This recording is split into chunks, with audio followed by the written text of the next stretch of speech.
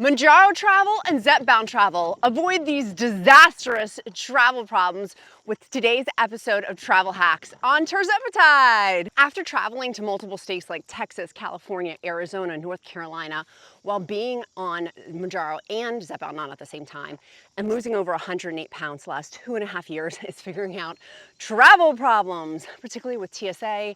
I've not done international travel, but so many domestic flights, even to Las Vegas, a ton of different travel hacks for you. And to avoid the problems that I had with some of my traveling problems, particularly with compound, because I did go on that for a little bit for Tirzepatide with the needles and the vials as well. One of my biggest challenges with taking Mounjaro and both Zepbound not at the same time was with side effects. There's 4 most common ones, which are gastrointestinal: diarrhea, constipation, nausea, and vomiting. Getting those on travel is hard. It is already very, very stressful with traveling, particularly if you're getting on an airline, you're trying to make your flight on time, but then coupling in there with having gastrointestinal issues. Who wants to have stomach issues while they're traveling? Not me.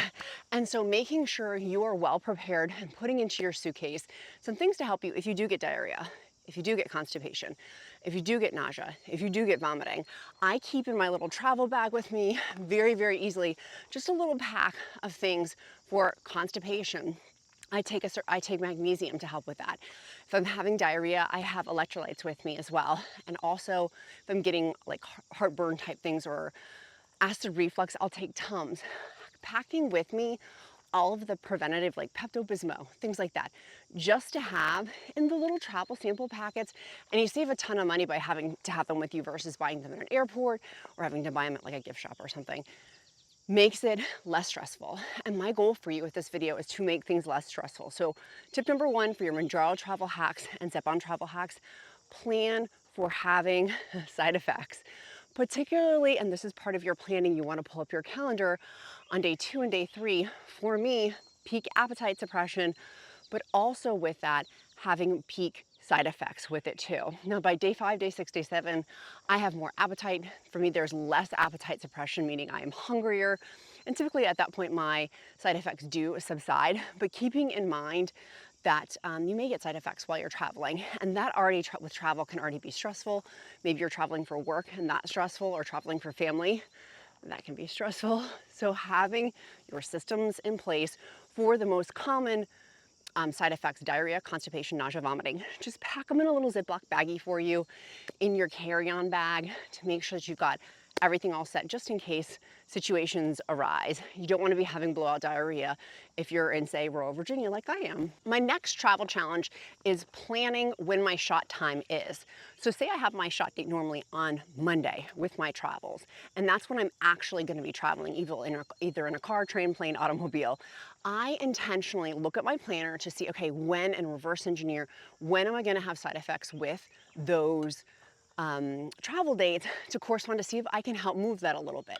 Now, I talked to your healthcare provider. I'm not a healthcare provider. None of this is medical advice. But one of the best things that I did was start moving my shot time just by like 6 hours well in advance to move it to the day that I wanted to be able to have while I was traveling, knowing for me that I have peak side effects on day 2 and day 3. Typically, well, it's 24 hours to 72 hours data-wise is for people on Mounjaro and Zepbound and Tirzepatide compound. So keeping that in mind, that's when peak side effects are.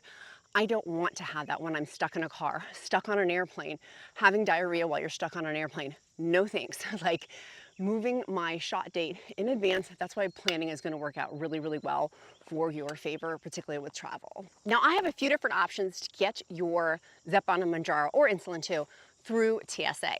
I've got 2 that I really, really love, that I've tried and true and that have worked very well. 4ALLFAMILY. It's the Nomad medicine cooler. This one's the medium size. Now it has in there where you can take, if you have the vial version with needles in there, or for your insulin, you can put it in this container. It does fit I already have one of my Zepbound pens in there, or if you're using Mounjaro, you can put one of your pens in there, nice and cool. It has a sleeve that you can put for protective on there. Make sure you take your ice pack, freeze it in advance, so just plan that accordingly. Reverse engineer your times. And then this is a nice way to easily put in the Nomad cooler, or the medium Nomad cooler, your pen that way. particularly for car travel as well, or trains. Here's your little vial. Put that in. And then you can also put your needles in there too. The medium Nomad cooler is unlike most travel coolers on the market. It has in there an efficient biogel freeze pack that maintains the inside fridge temperature range to store medications between 36 through 46 degrees Fahrenheit for around 26 hours, while below 80 degrees Fahrenheit for around 44 hours. It's compact, lightweight design, TSA approved for air travel. All you do is simply place the highly efficient biogel freeze pack in the freezer for 6 to 8 hours before use, and then upon removal, submerge into tap water for a few minutes before inserting into the insulated thermos cup. This allows the freeze pack to reach a minimum temperature of 36 degrees Fahrenheit, eliminating the risks of freezing your Zepbound or Mounjaro, Tirzepatide, or semaglutide compound when in direct contact. You simply place your medicines in the bottle along with the frozen pack and securely close the lid. It's literally that simple. The next option, which is actually my absolute favorite, and I've used this so many times. This has been around the world, from London to the Bay. Just kidding, it hasn't been around the world, but I did want to sing a little bit karaoke style for you. And it has on there the ice cap lid. There's a couple of different tops that you can have. The ice cap lid is the one that I'm using today, which is really, really nice because you can fit into here 2 pens with it, which is one of the things I like. You could even do 3 pens as well. The Explorer has 52 hours of refrigerated transportation and 72 hours of cooling below 79 degrees Fahrenheit. It's an all-purpose travel cooler for Zepbound and Mounjaro and compounds, but it has 3 different functions. You could use the USB and biogel freeze pack option, just the USB powered cooler, or just the biogel freeze pack option, which I love because you can customize it for your travel. Easy to use. It's also TSA approved for air travel and the most powerful cooling method from the Explorer insulin cooler. It helps keep medicines cold up for 3 days, even in the most challenging summer conditions. Other big thing that I didn't realize when I was traveling, one of my big mistakes, the first time I traveled was with a lunchbox with cooling packs in it. And that lunchbox got beat up. You can hear on here that That strong stainless steel metal. now, getting through TSA with your coolers. I had been to California, Texas, Nevada, Maine, Florida, a partridge in a pear tree. I've had 0 issues getting through TSA. I always tell them right as I come up to TSA, hey, I have medicine with me, so there's no surprises. Each agent I walk through, I'm friendly, say, hey, I have medicine with me. Going through the scanner, I've had different protocol with that. I've typically been searched at the end, which is totally fine. So I budget extra time for my flight with TSA in case they do need to search these. Great, no problems, never had an issue. It's been always a very friendly interaction with them. With the medium Nomad cooler, a couple of different options with that. If you're traveling with any kind of ice packs, the TSA does not want ice packs that are squishy. If they're squishy, that can get thrown away or be disposed of. This is firm, and this is like, I've had this, I don't know now, several hours. Oh my gosh, there's bees. That wasn't from my Nomad medium cooler in rural Virginia here. This has, it's completely firm. This would not be an issue with TSA. If this was an all-day affair, that may present some challenges to be aware of. If it's a short flight, I've not had an issue. Longer flights, what I prefer instead is actually the bigger one. I absolutely love, there's a couple of options that you can get. We have the Explorer with the 3-in-1 Zepbound and Mounjaro travel cooler. I love that one for a larger option. Shop 4ALLFAMILY.com and use the discount code QUEEN, QUEEN. The link is in the description. The reason why I also like it is because it's larger and I can simply fit in 2 pens if I need to, or if I'm traveling with insulin, with my needles, that's really, really easy to take with me. Or if I have vials, it's very, very simple to be able to flip to put into here. I also like these so much because it makes it simple to be able to pull and to pull out while I'm traveling for TSA and for airlines. I do not put these in the overhead bin. I always put my 4ALLFAMILY travel coolers underneath my feet. That way I have control over if it's getting squished. I've traveled way too much for people in the overhead bins that squish things, they jam their suitcase in, and these are super protective.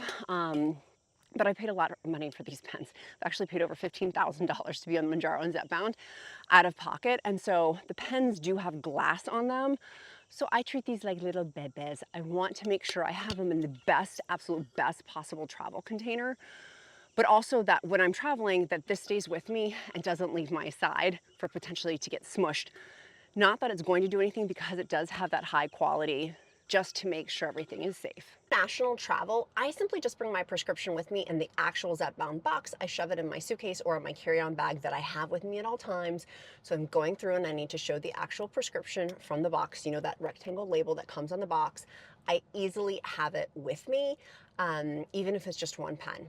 That way I've got my bases covered, I've got my documentation covered. For international travel, making sure you know your laws of where you're going. There's different laws for different countries. While researching that, what makes the best sense for you, while you do your international travel with it as well. One of the things I like for international travel, in my free encouragement group on countessofshopping.com/group, we've had several people do international travel. It's worked out really, really well with the 4ALLFAMILY coolers. It was getting 2 of the larger size coolers to take with you. That way it can fit 2 pens and 2 pens, which is 4 pens if you're traveling for a month, to keep them cold. For me, one of the biggest adjustments when traveling was not eating as much, knowing that I was going to have appetite suppression. So if I'm traveling somewhere like Texas and want the local barbecue, or Maine and having lobster, or going to California and going to an incredible sushi place, traveling to all these places through the United States, I am a foodie.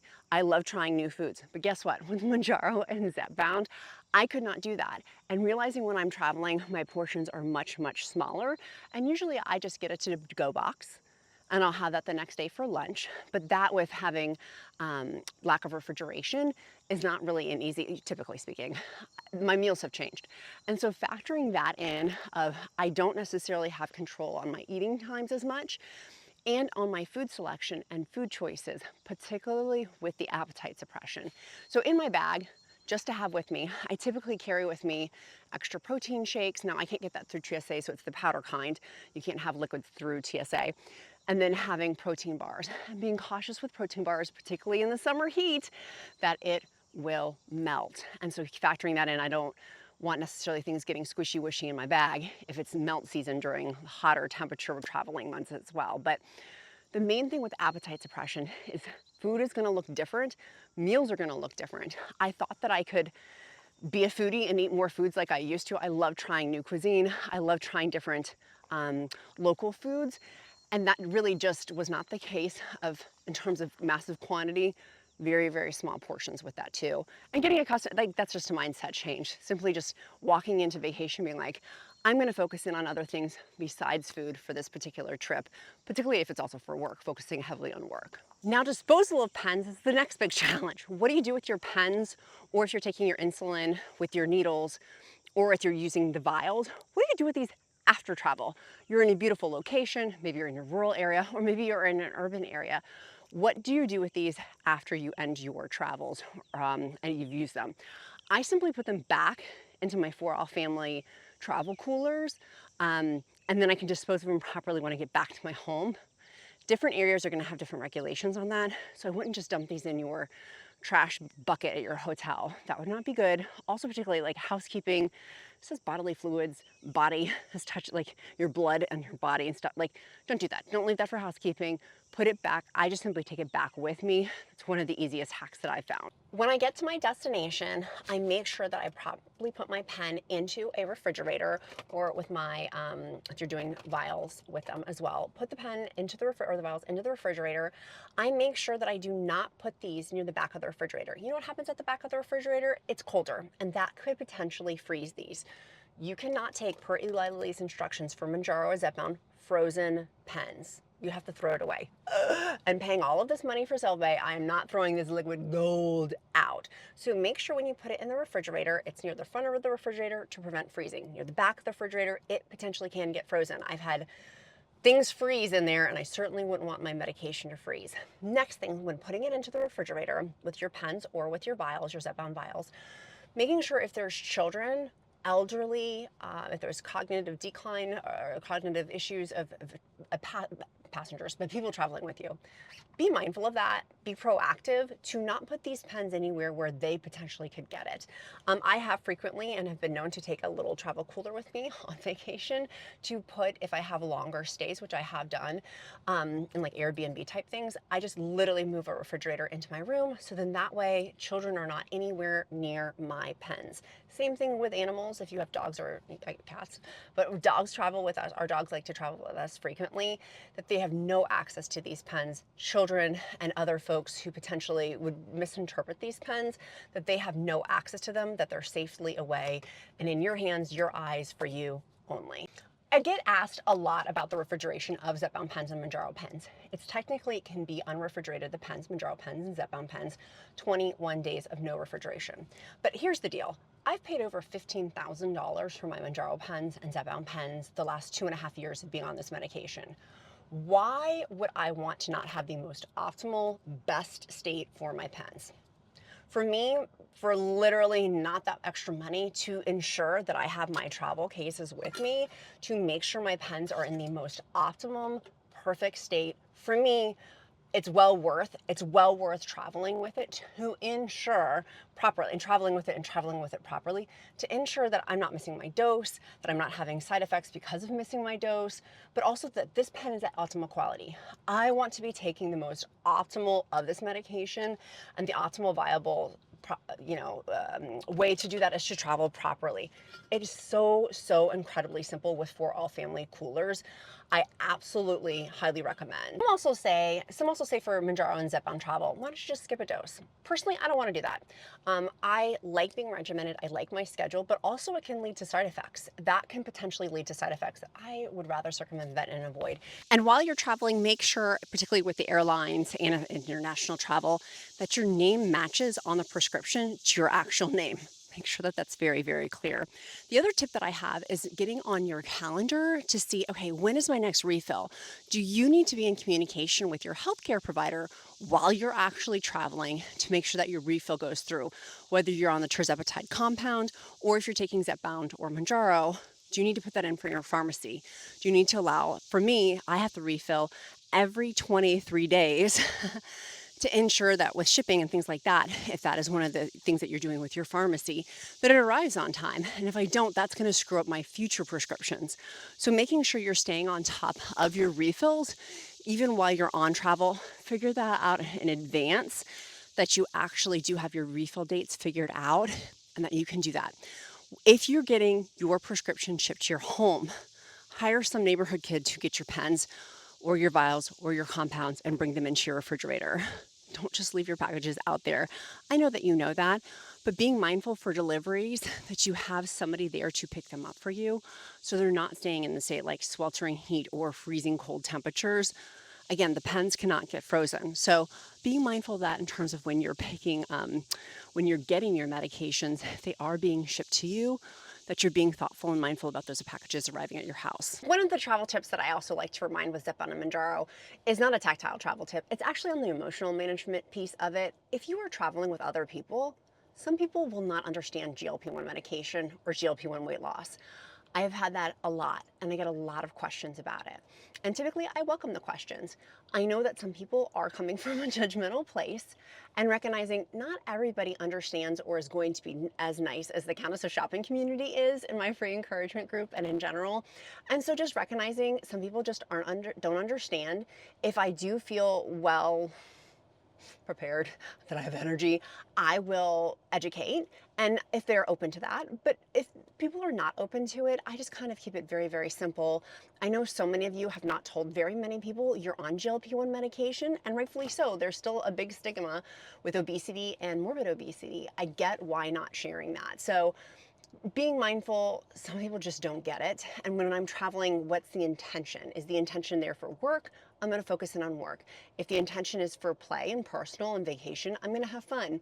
And I'm not going to try to be a Debbie Downer talking, you know what I mean? Like, for me, it's like, is it worth it to deep dive into that with some people? Sometimes yes, sometimes no, but typically just keeping it light, fluffy, airy-fairy and moving on to the next thing, like, oh, let's go out to the pool, or let's look at those birds. Aren't those birds so unique? Aren't those Appalachian mountains in the background so cool when you're traveling? For travel, intention matters, if it's for work or if the trip is for pleasure.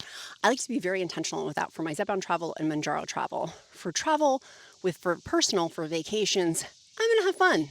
I may not track my food like I normally would, but I will ensure when I'm traveling that I do focus in on best I can getting high protein foods, high fiber like fresh fruits and vegetables. One of the things I see most in my free encouragement group is that people tend to not get some sort of fresh fruits and vegetables while they're traveling. So for me at lunchtime, I try to be intentional to have a salad just to get in some leafy green vegetables, because that is going to potentially affect constipation by not getting enough fiber in through fresh fruits and fresh vegetables if they're not easily accessible to you, particularly at the time of year and where you're going to, if you're going to a really rural spot as well. With work travel, a little bit different than personal travel, but for personal travel, I'll eat off plan. I'll have more calories. We've talked about this so much in my free encouragement group on countessofshopping.com/group. Intent does matter. Do you want to go have fun on your vacation? I used to literally gain 10 pounds on vacation, no joke, before GLP-1 medication. And now it may only be a pound or two. I'm also making sure I'm walking a bunch when I'm on vacation. When we go to the beach, I walk in the morning before it gets too hot, or vice versa. If it's really, really cold outside, I'll make sure I pack appropriately so I can go work out in the hotel gym, like on the treadmill. But if it's personal pleasure, I'm not as rigid with it. And I feel really sad when some people are like so rigid with their thing, but you got to do you. Thine own self be true. You've got to do what's best for you. If being rigid works for you, do that. For me, I do need a break every now and then to just eat off plan, eat what I want, but knowing that those quantities are going to be very much smaller. The appetite suppression is going to be very much smaller. Now, if it's a work trip, I do like to stay within my protein guidelines, within my calorie guidelines, and not go over on that, because I don't want to come back. I travel quite a bit for work. Literally, I'm leaving tomorrow morning to go be on a QVC HSN show. I'll be up at the studio, the TV studios up there.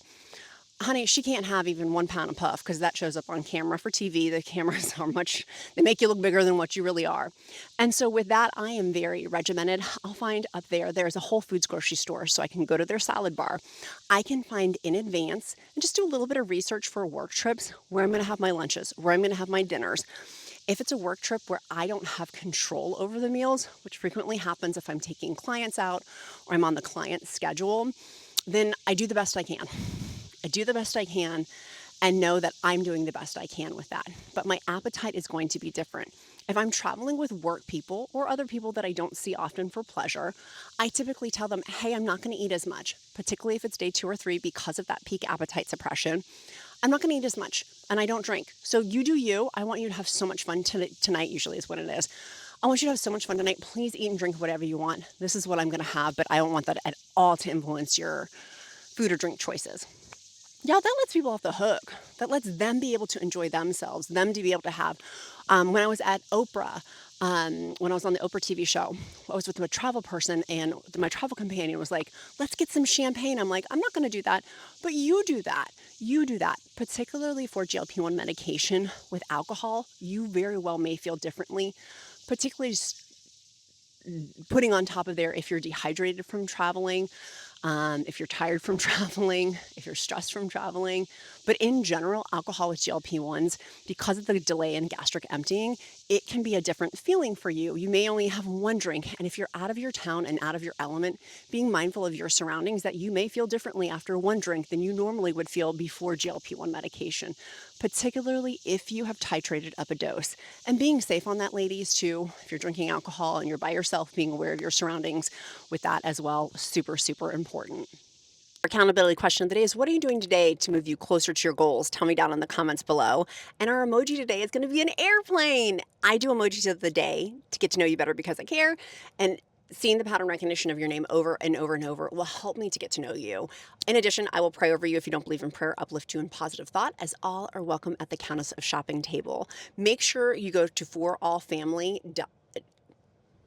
Make sure you go to 4ALLFAMILY down in the description link below and go ahead and use your discount code to go ahead and get your 4ALLFAMILY insulated coolers for your travel as well. My sweet friends, be kind to yourself, be kind to others. I'm Countess of Shopping. Count my blessings because life is delicious. I'll see you tomorrow. Don't forget to click that like and subscribe button and share with your bestie for GLP-1 medication. Bye, bestie.